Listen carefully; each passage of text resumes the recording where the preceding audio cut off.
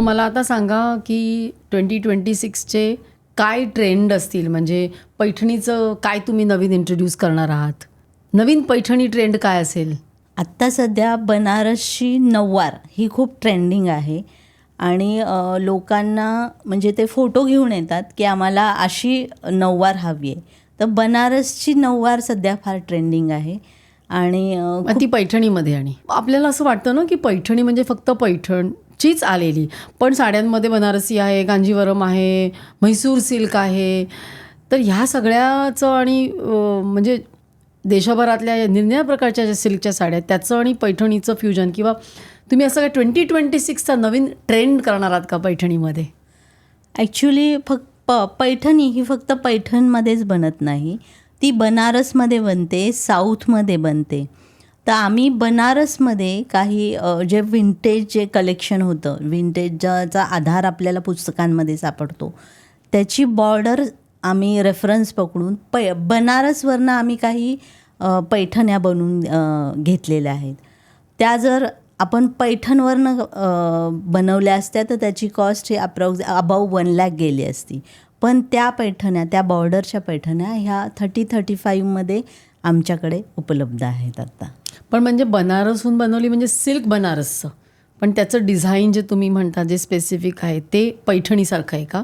हो, त्याचं जी बॉर्डर आहे त्याला विंटेज बॉर्डर आहे ती. तर ती बॉर्डर आणि बनारसचं सिल्क असं आम्ही त्याचं कॉम्बिनेशन बनवून पैठणी, बनारसी पैठणी बनवली. मग तुम्ही 2026चा तुम्ही आता ट्रेंड करताय बनारसी पैठणी? हो, अगदीच. आणि त्याच्यात खूप सारे कलर ऑप्शन्स आमच्याकडे अवेलेबल. 2026चा काय कलर आहे? युजली ज्या ब्राईड्स असतात त्या हॉट पिंक किंवा रेड यालाच किंवा मरून या शेडलाच प्रेफर करतात. आणि लग्नामध्ये सगळ्यात उठून दिसणारे जे कलर आहेत ते हेच आहेत. तर 2026चे पण हेच कलर आहेत. हॉट पिंक, रेड, मरून या शेडमध्येच चांगले दिसतात आणि तोच ट्रेंडिंग कलर आहे. आणि ट्रेंडिंग डिझाईन काय असेल? पैठणीचं डिझाईन. पैठणीचं ट्रेंडिंग डिझाईन जुन्या काळच्या ज्या पैठण्या आहेत त्या, जसं आसावली पल्लू आहे, त्याच्यात मुनिया बॉर्डर आहे किंवा नारळी बॉर्डर आहे. नारळी बॉर्डर म्हणजे काय? नारळी बॉर्डर म्हणजे जी जो नारळ आहे ज्याच्यात त्याची जी वीव आहे, विणकाम, त्याच्यावर दिसणारी जी चौकट आहे ती चौकट त्या बॉर्डरवर उतरवलेली असते, ती म्हणजे नारळी बॉर्डर असते. मला एक सांगा, पैठणीचं सगळ्यात जास्त आकर्षण हे त्याचा जो पल्लू असतो ना त्याच्यात असतं. मग त्याच्यामध्ये काय व्हेरिएशन्स तुम्ही करता मला सांगा, कारण तो पल्लूच बघा, तुम्ही पण आता असा पल्लू जर आपण रेग्युलर जर पैठणी बघितली तर ते नारळी बॉर्डर आणि 12 ते 16 मोर त्याच्यावर 16 मोरचे ठरलेले असतात. हां, 12 काही पैठण्यांवर 12 असतात, काही 14 कोण ठरवतं? आणि 14 ते विवर्स ठरवतात. तर त्यानुसार त्याची डिझाईन, मग त्याला डबल पदर, सिंगल पदर असं त्याचं ठरलेलं असतं. आणि मोर जास्त तर किंमत जास्त. जेवढे मोर जास्त तर कारागिरीची वेळ जास्त, त्याची किंमत जास्त. पण मग ते जी बॉर्डर असते त्याच्यात पण मोर असतात तेव्हा?